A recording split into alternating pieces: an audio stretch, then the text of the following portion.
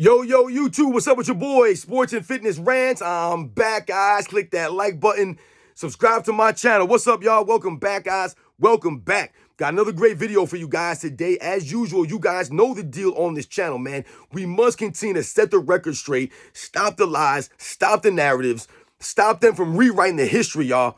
You guys know the deal on this channel, man. Like I said, we must continue to set the record straight, guys. And in this video, we're going to talk about how skills, quote-unquote skills, they mean nothing. They mean absolutely nothing now, man. This word skills has become, it's been overused, guys. It's almost like that word overrated, right? How people used to use the term overrated all the time. We've used the term skills way too much, and it's lost its meaning. It means absolutely nothing anymore now, guys.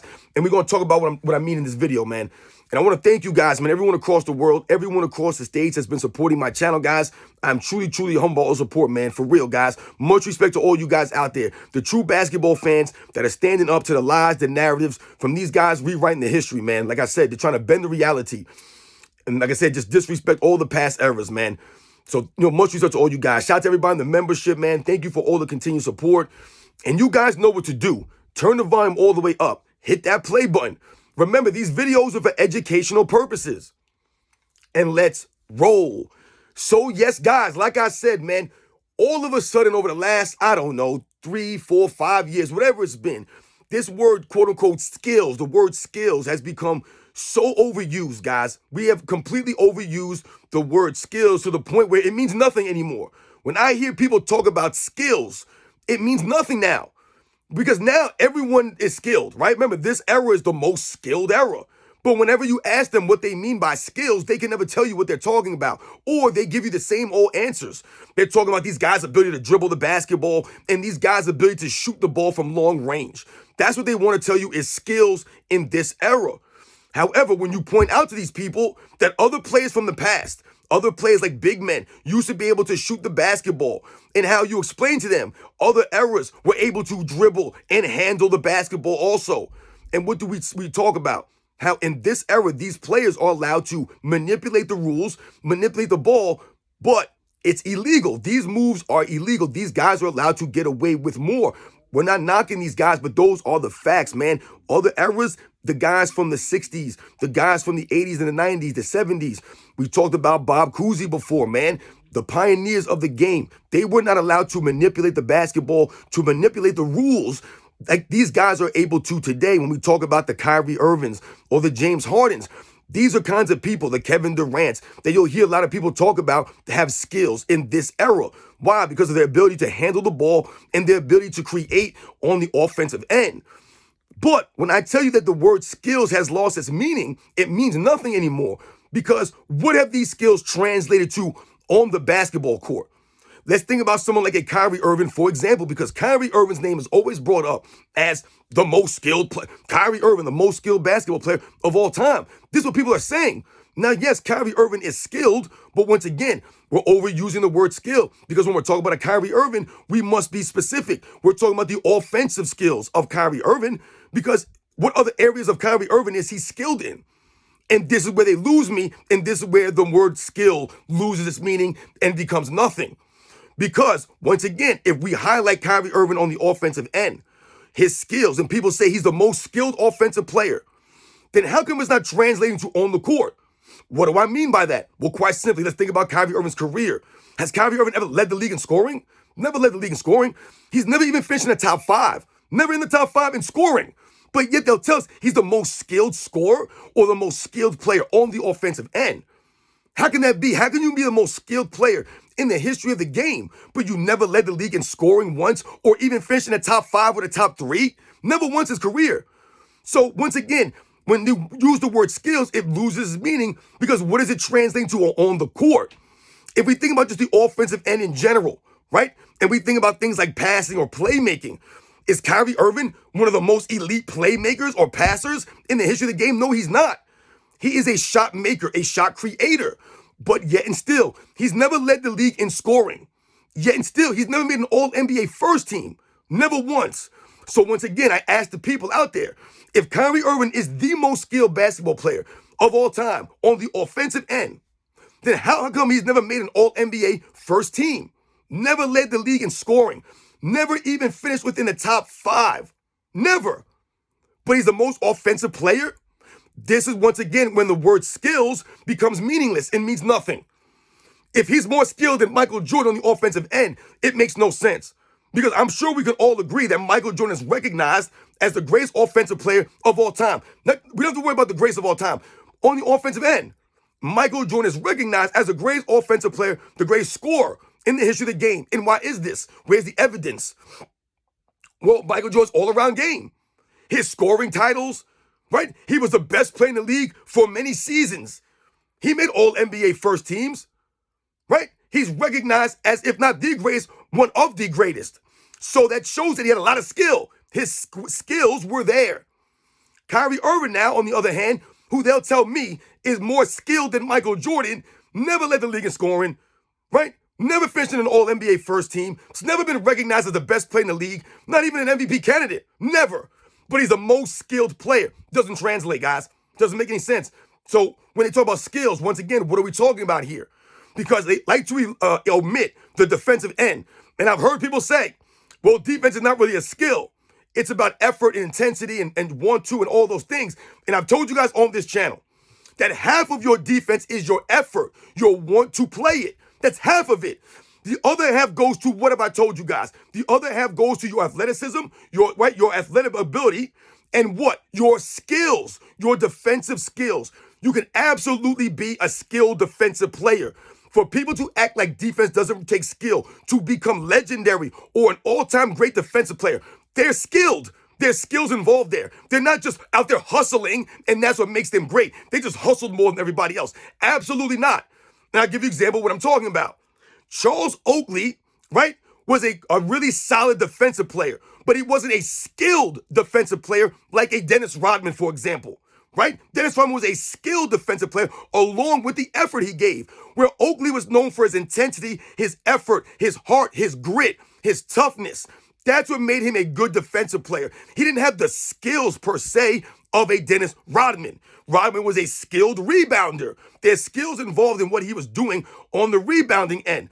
And his defense went hand in hand. He was a skilled defensive player. This is why he could guard multiple positions. Charles Oakley could not do that. He didn't have the skills of a Dennis Rodman. When we talk about some of these other guys, they had skills, right? Hakeem Olajuwon was a skilled defensive player. He wasn't just out there just hustling. He also had skills on defense. He also had athleticism, right? That helped him to become a skilled player all around. Think about these things, guys. These are the facts. Bill Russell was a skilled defensive player. He had defensive skills. It wasn't just his hustle, just his effort and intensity. He also had the skills on defense. What do they talk about with Bill Russell? His ability to block shots and keep them in bounds. That's a skill. Is that not a skill? I'm pretty sure that's a skill. That is a skill. Not everyone can do these things. Not everyone's a legendary defensive player. The all-time great defensive guys, the top 10, 20 guys in the history of the game, they are skilled defensive players. They give the effort. That's all there. That's at the core of defense. To even be a good defensive player, you have to give the effort. That's hands down. We all know that. But there also goes your athleticism and also your skills on defense. Your instincts, right? That's a skill. Having the instincts is a skill. All right? All of these things, timing from shot blockers is a skill. So once again, when people talk skills now and they keep bringing these offensive guys, you're only talking about one side of the ball in one part of the game. Skills are involved in other areas. Not even just defense. Let's talk about leadership. Leadership is a skill.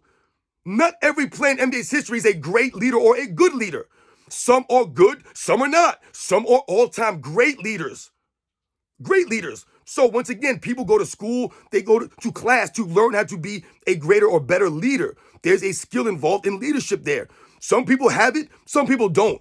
Some people learn to, right, hone their skills as far as leadership go. These are some of the qualities that we talk about with some of the all-time great players. The Bill Russells, the Magic Johnsons, the Larry Birds, the Jerry Wests. They had leadership skills. Kyrie Irving, he doesn't have leadership skills. He does not have that. That goes to skills, guys. It's an overall package. Once again, this is why I tell you, skills mean nothing. because all we're focused on is the offensive end of the game because that's all they care about right now in this era. No one ever talks about the intangibles, the heart, the hustle, the grit, the leadership as a skill that a lot of these guys do not have. They don't have the leadership. So once again, guys, the word skill has lost its meaning. It means nothing now because everyone's skilled. Everyone's more skilled than the players of the past. Defense involves doesn't have any skill, right? There's no leadership. No one talks about leadership as a skill, which it is. Hell, we can even talk about availability being a skill. These guys are never available. They're never there. They load manage. Can we use that as a skill? So when we think about skills, guys, once again, like I said, when they talk about the most skilled players and people want to bring up a Kyrie Irving or a Kevin Durant, does he have rebounding skills? He's 7 feet tall, but can't rebound. Once again, Kevin Durant, they say he's a great scorer. He's a great scorer, which he is, but he's never scored 60 points in a game. Never once has he scored 60 points in a game. But guys like Donovan Mitchell have. So once again, how skilled is he really? Never dropped 60, not even once in this weak soft era. Never dropped 60. His game high is 55, I believe it is. Once again, not saying that's not impressive, but when we're talking about the most skilled players of all time, the greatest scorers of all time, you've never scored 60? In this era, when guys are dropping 56 like it's nothing. Once again, I told you why, because of the mentality of a Kevin Durant. That's a skill that Kevin Durant does not have. He does not have that mentality. He does not have that leadership skill. So once again, I challenge Kevin Durant's overall skills. Does he have the defensive skills? No, he doesn't.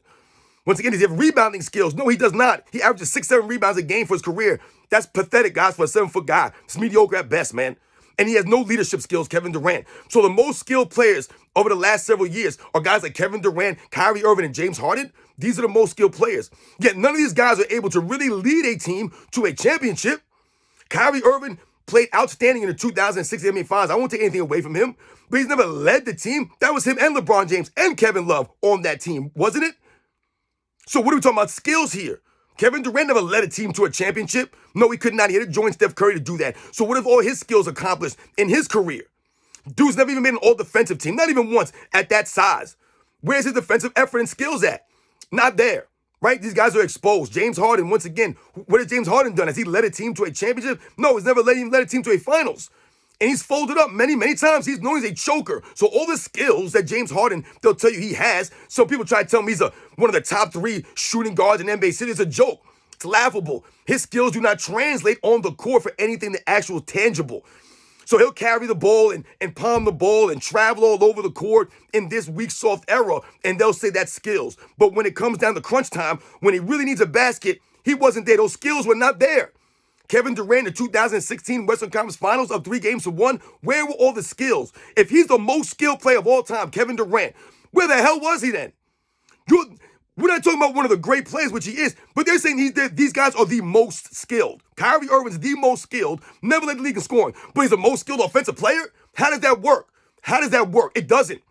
He's the most skilled player of all time, never made an all-NBA first team, never made one All-NBA first, but he's the most skilled player of all time. What does that highlight? That skills don't mean anything. It means nothing.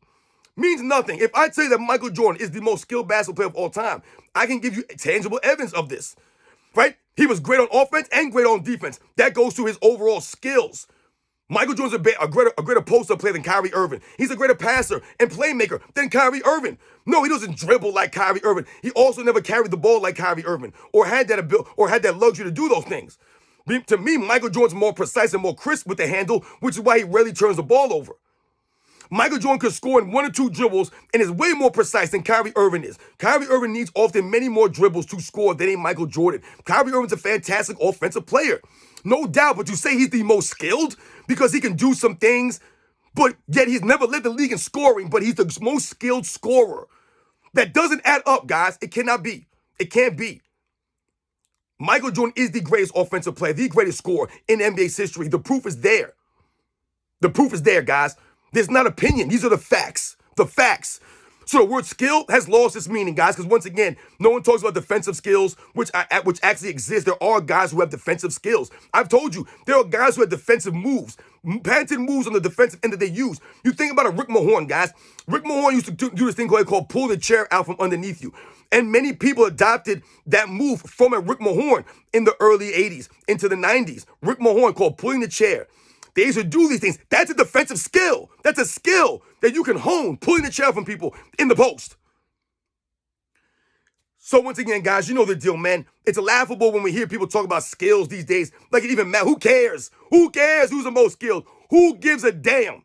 All I know is that Michael Jordan was dropping buckets. He's the greatest offensive player of all time. I don't want to hear about Kyrie Irving's skills compared to Michael Jordan's skills, guys. It's nonsense. Kyrie Irving's a great player. He's got skills. But people keep trying to pump this era up and these dribbling abilities and these guys' ability to get shots off like other guys didn't have the same kinds of things. Like I said, they did it under much more stricter rule enforcements and much more physical defensive play.